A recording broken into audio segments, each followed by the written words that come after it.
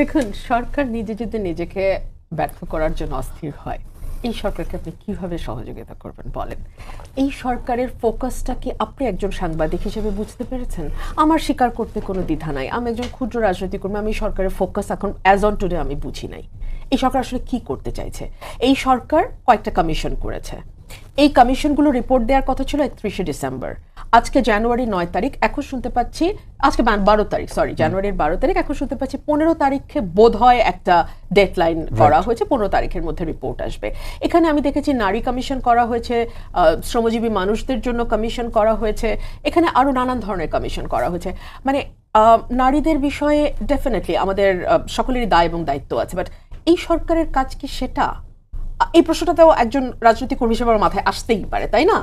যে এই সরকারের কাজ কি এটা? মানে শ্রমিকদের নিয়ে নানান অসন্তোষ আছে, শ্রম ক্ষেত্রে নানান রকম সমস্যা আছে, কেউ অস্বীকার করছে না, কিন্তু অন্তর্বর্তীকালীন সরকারের দায়িত্ব কি আসলে শ্রমখাত ঠিক করা? একটা বিষয় তো এটা সত্যি যে মানে অন্তর্বর্তী সরকার যখন দায়িত্ব নেয় তারপরে অনেক জায়গায় শ্রমিকদের অসন্তোষ দেখা গেছে, যে কারণে গাজীপুর অনেকগুলো গার্মেন্টস দীর্ঘদিন ধরে বন্ধ হয়ে গেছে। আমাদের সেক্ষেত্রে একটা সংস্কারের প্রয়োজন হতেই পারে। আমাদের এক্সপোর্ট ইম্পোর্ট মারাত্মকভাবে ব্যাহত হয়েছে, আমি সব মেনে নিচ্ছি। এটাকে বন্ধ করার বা এটাকে কমিয়ে আনার, বন্ধ করার কথাটা আসলে রাজনীতিতে একেবারেই ভুল, বন্ধ করা বলে কোনো কথা নাই, কমিয়ে আনার একটাই সহি উপায় ছিল যদি আপনি মানুষকে পলিটিক্যাল গোল সম্পর্কে একটা স্পষ্ট স্বচ্ছ ধারণা দিতে পারতেন। আমরা জানি না এই সরকার কতদিন আছে। আচ্ছা, আপনি কি জানেন সরকার কতদিন আছে? জানেন না, আমি জানি না, আমি শিওর আমার পাশে যিনি বসে আছেন উনিও জানেন না যে কতদিন পরে একটি নির্বাচন হতে যাচ্ছে। এক ধরনের ঘোষণা তো প্রধান উপদেষ্টা দিয়েছেন, সেটাও খুবই আমার কাছে খুবই অদ্ভুত মনে হয়েছে। কেন মনে হয়েছে? বিকজ উনি বলেছেন 25শে ডিসেম্বর, একদিন পার না হতেই ওনার প্রেস সচিব বলেছেন 26শে জুন পর্যন্ত, অর্থাৎ 26 সালের প্রথমার্ধ পর্যন্ত হতে পারে। আবার দেখলাম নির্বাচন কমিশনার বলছেন যে এটা আবহাওয়ার উপরেও নির্ভর করে। মানে তাহলে হয়তো 26শে জুনও না, তাহলে আমাদের 26শে ডিসেম্বর দেখতে হবে।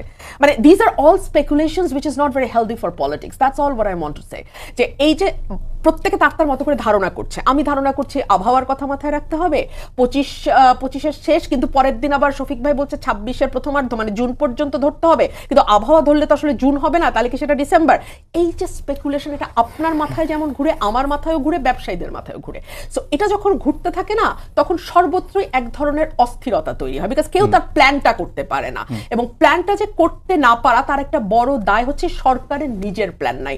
আমি আজকে কততম বারের মতো বলছি জানি না, বোধহয় 1000তম বার ছাড়িয়ে গেছে গত 5 মাসে, short, mid and long time প্ল্যানের কথা আমি বারবার বলেছি। শর্ট টার্মে কি করতে চান, কতদিনের, মিড টার্মে কি করতে চান, কতদিনের, লং টার্মে কি করতে চান, কতদিনে। এখন পর্যন্ত আমরা কোনো ধারণাই পাই নাই, কোনো রকম কোনো আভাসও পাই নাই কি করতে চায় এই সরকার। আমরা কখনো শুনি সংবিধান পুরোটা বাতিল হয়ে যাবে, একদল সেই দাবি তোলে, আবার শুনি তারা প্রোক্লেমেশন, ঘোষণাপত্র প্রস্তুত করেছে, এর সাথে সরকারের কোনো সংযোগ নাই বলে সরকার লাউড অ্যান্ড ক্লিয়ারলি বলে। আবার তার মানে 31শে ডিসেম্বর শেষ হতে না হতেই রাত 1টা বাজে আমরা দেখি সরকার বলছে আমরা ফ্যাসিলিটেট করব।